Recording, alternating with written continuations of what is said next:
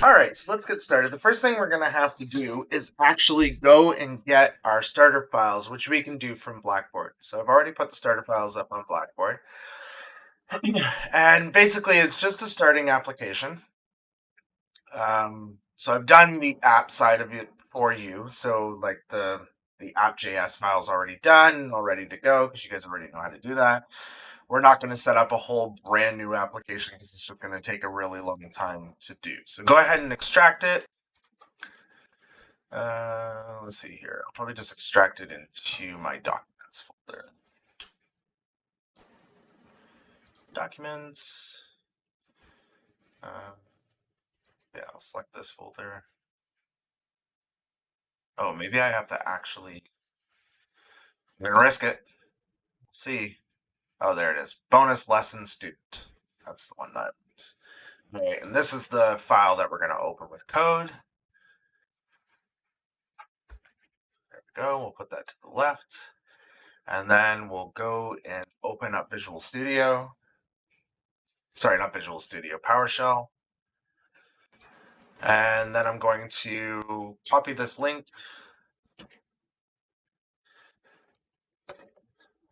Paste it in here, and that's it.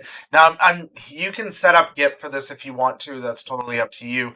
I'm not going to bother with Git. I'm not going to push this up, but I will put a version of this up on GitHub for you to download if you want to see a completed version. But for now, I'm just going to put this up as is. All right, so I've got a gitignore file. I should add the .env to that because I never did do that. Just in case you do this, you need .env there because you don't want to publish your credentials. And then I'm going to go and grab my credentials from one of my other files. So let's see here. I have them in here. Yes. Okay. So I'm just going to do this off screen.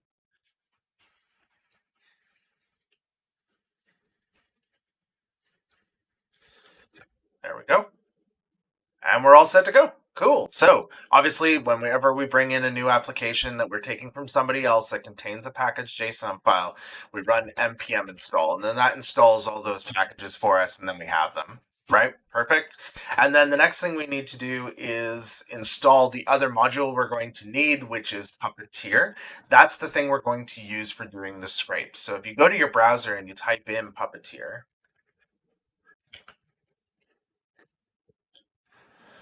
and go to this first website here, Headless Chrome Node. There's a whole documentation on how to work with Puppeteer, so you can install either Core or the regular one. We're going to use the regular one. How to use it, so requiring it and doing up a very, very basic script to navigate to the website. And then some other settings like setting up your viewport and stuff, all that type of stuff, creating your dimensions, that kind of thing. The thing to understand is that Puppeteer is like a browser. Right? It's actually Chromium is that it's built on.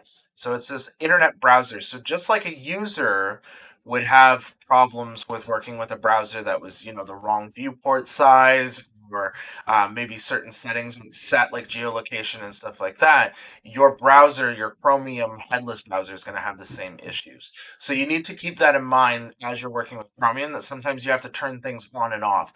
And you're going to see that in a few minutes because we're going to have to do the same thing. We're going to have to turn some stuff on and some stuff off.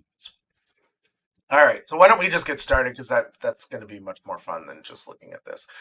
So we're going to scrape this site, which is Best Buy, but it's specifically this URL at the top, which just takes us to this page. You can literally scrape any page. It doesn't really matter as long as it matches the same kind of concept as this page and the DOM elements are basically the same. We can do both.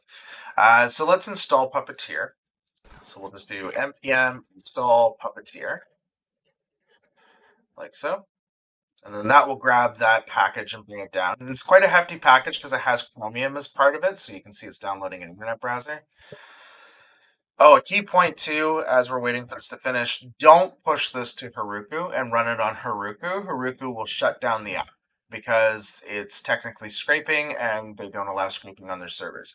If you're building a scraper and you want to run a scraper, it's better for you to do it in like DigitalOcean or AWS or something like that, and run it on, if you're in AWS, you run it on an EC2, basically just a cloud computer. We're going to do this in kind of a weird way. We're going to run it in a node server and everything and have it done, but we're going to put it on a route, which you wouldn't do. You would actually run it in its own process on its own machine somewhere else, have it store the data in the database, and then your front end node application would just retrieve that data. But we're going to do it all in one, just to make it look, just because it's easier, so much easier. All right, so I've got all those things in place. If we look at the app.js file, it's only 32 lines, very simple. It's just a basic Express app. We have a .env file. We've got our Mongoose set up. The body parser's in there, even though we don't really need it because we're not going to be parsing any data. In fact, we could make this simpler by just removing the body parser because we're not going to be doing any form handling, so it doesn't really matter. If you plan on doing anything else with this application, you want to implement a form, you're going to need that. So leave it in there if you're going to do that. So we're going to set our views directory, right? Because we're still going to have a basic view, just a product view, and then some routes. And that's basically it in a nutshell. It's not very difficult, not very complex. If I run npm run dev, as you can see, our application starts up. We navigate to our browser and go to localhost. Very simple, right? Our Best Buy clone. We're going to be scammy, spammy hackers today and create a Best Buy clone site, right? Yeah, so that's all the setup for that. So now we just need to set up our new resource, which will be products. And so I'm going to go through this step because I feel like every time we do resource setups, it's always kind of, I don't know, we don't do it enough. So I like the refresher. So in routes, we're going to, actually, let's start with the controller because that's really the base place. Actually, the model is the basic place. Yeah, let's create a model. So we'll call this product.js, and then we'll bring in Mongoose.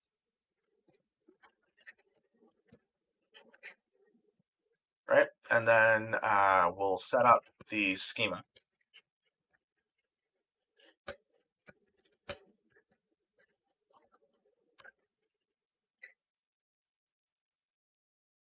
And then we won't forget to export it as well. So module.exports equals mongoose.model, which we'll call product, not product, product, and pass that the product schema. There we go. All right, so the model setup, fairly simple. We'll make sure we add timestamps for this as well. Not that they're super important, but it's always nice to have, and it's a good habit to get into. But yeah, so we're going to have 4 fields, I think it is, 4 or 5 fields. It probably wouldn't hurt for me to open up my notes, as that would definitely make my life easier, and then I'm not guessing, even though it's not really that complex of a thing anyways. All right, cool. Let me go open my product model.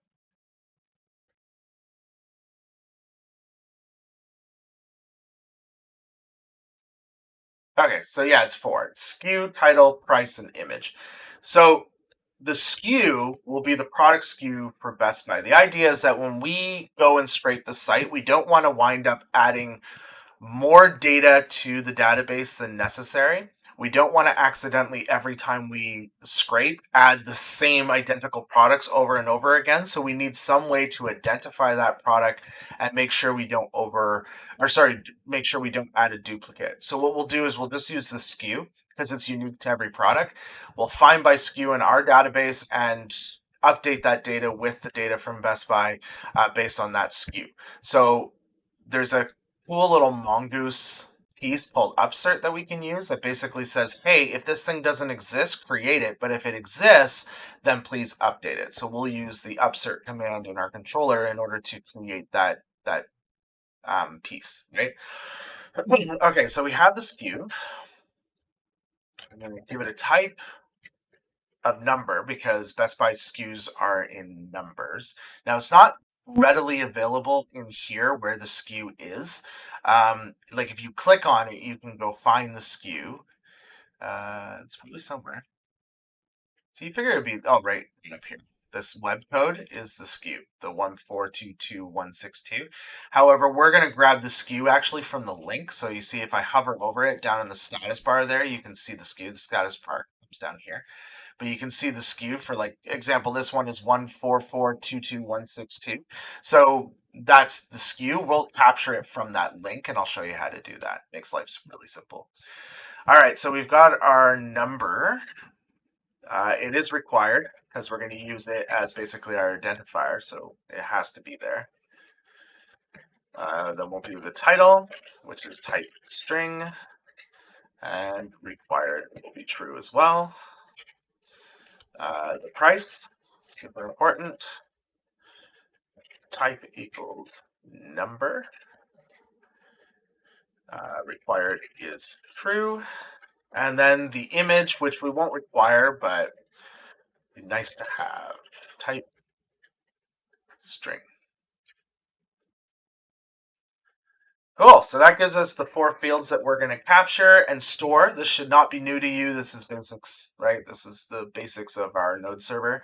Okay, so we're going to need a controller as well. So we'll create a new product controller.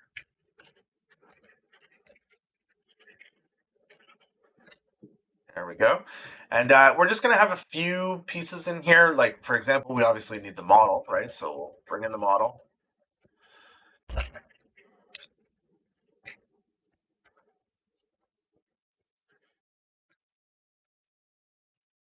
There we go. And then we'll have 2 exported functions only.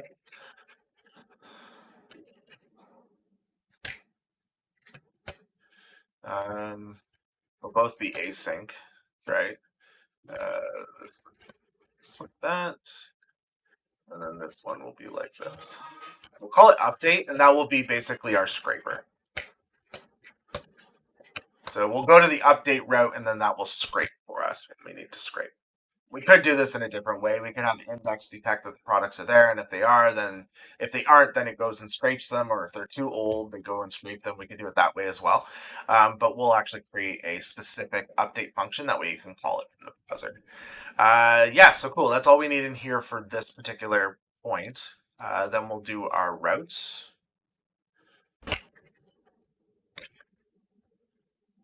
And this one I always kind of have to look up. I wish I didn't.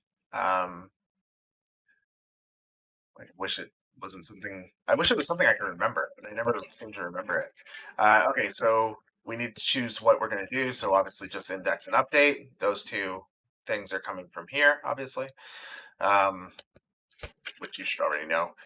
We're going to go to controllers, and that's coming from product controller. There we go, and then we just need to export the routes.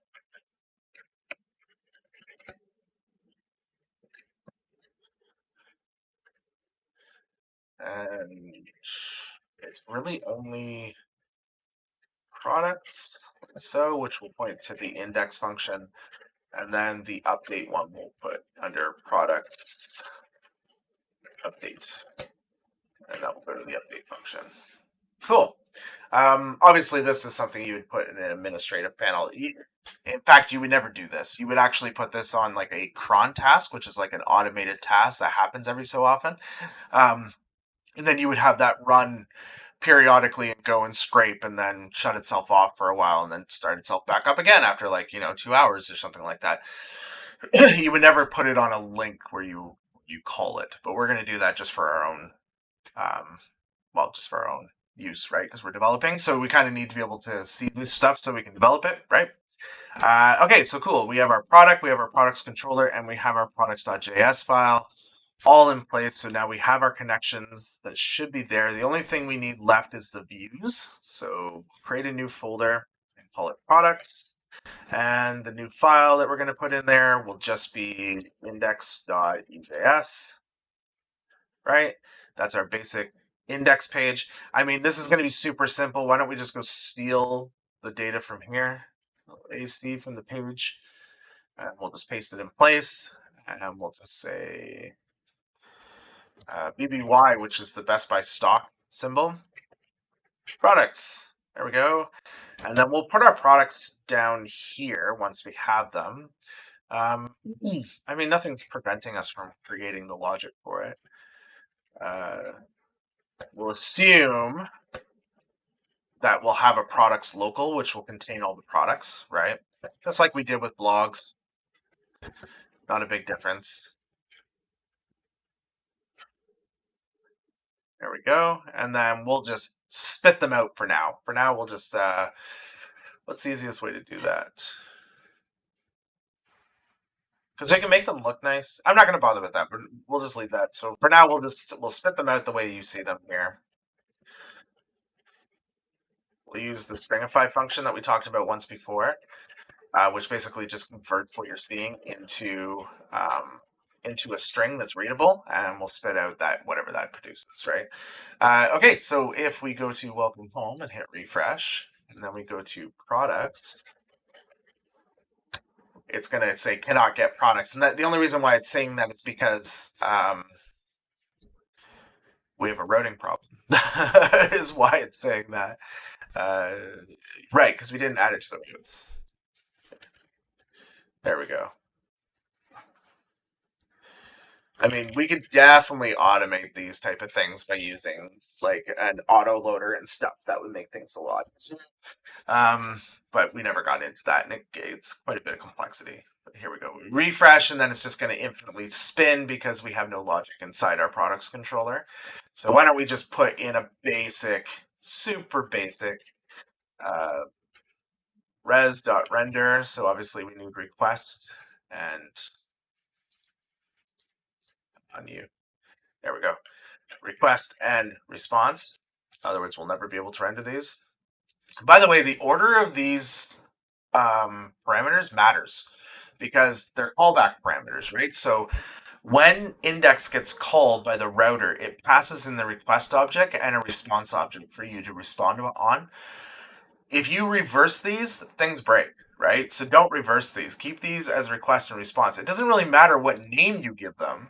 Just don't reverse your understanding of what comes first, right? Request is always first, response is always second. Because I've had a few of you hand in assignments where you've reversed these and said, yeah, it doesn't work.